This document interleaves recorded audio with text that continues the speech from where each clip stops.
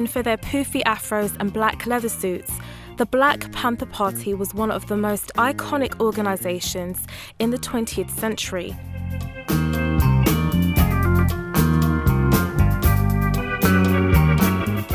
Following a system of racial segregation justified by Jim Crow laws which helped justify white supremacist groups such as the KKK, the 1960s was a time of turbulence and great change.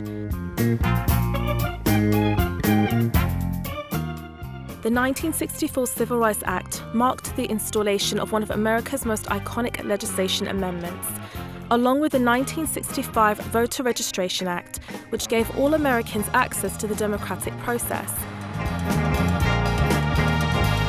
But it did not mark the end of racial tension in America. The Black Panther Party for Self-Defense became the most widely known black political group of the late 1960s. It gained support from urban young blacks who wore black leather jackets and black berets and often displayed weapons.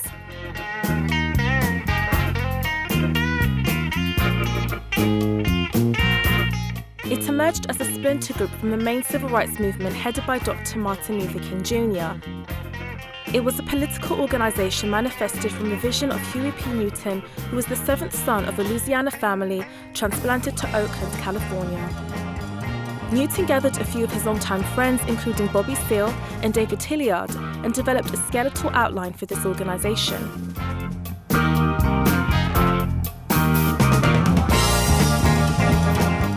In 1967, the Black Panther Party dropped for self-defense from its title, but established an ideology drawn from Marxism-Leninism and revolutionary movements from Asia and Africa. The work that influenced the group the most was Frantz Fanon's 1965 Wretched of the Earth. Accusing the government of brutalizing poor black communities and claiming the right to arm themselves in self-defense, the Black Panther Party's ideals and activities were seen to be so radical, it was one time described by FBI Chief Edgar Hoover as the greatest threat to the internal security of the United States. But for many African Americans at the time, they contributed towards Afrocentric cultural phenomena with terms such as Black Power and pride in Black and African identities. This brother here, myself, all of us were born with our hair like this, and we just wear it like this because it's natural, because the reason for it, you might say, is like a new awareness among black people that their own natural appearance, its physical appearance is beautiful and it's pleasing to them. For so many, many years, we were told that only white people were beautiful. Only straight hair, light eyes, light skin was beautiful. And so black women would try everything they could to straighten their hair and lighten their skin to look as much like white women.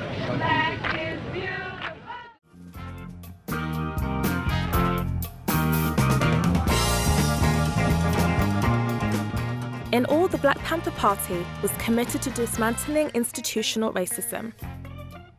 To do this, however, led to what made them a distinctive and controversial group: their commitment to self-defense against violent law enforcement with the use of guns.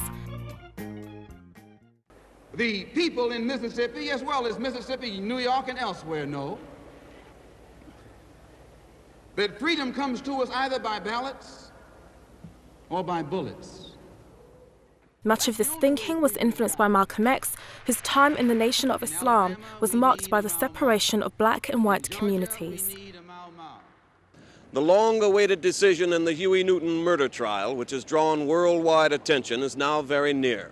The jury of 7 women and 5 men are deliberating the fate of the Black Panther leader on the 8th floor of that building.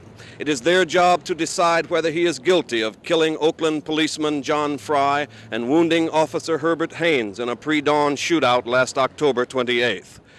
On October the 8th, 1967, the development of the group was affected by Newton's arrest and imprisonment on murder charges of a police officer. The decision of the jury. However, without Newton's leadership, the early 70s saw the group weakened by external attacks, legal challenges, and internal schisms.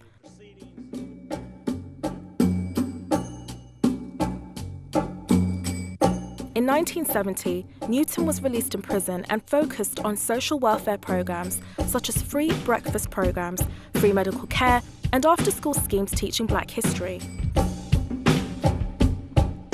These efforts, however, were negated by charges against the Panthers involving assault against other blacks. And thus, the group became ineffective by the mid-70s. It's been 50 years on since they first formed as a political group, and for many Black Americans, racial inequality today is still a prevalent problem. At a time when people chant Black Lives Matter, people this weekend will reflect on the group's legacy and importance in their fight for total equal rights. Adama Minu, Africa This Week.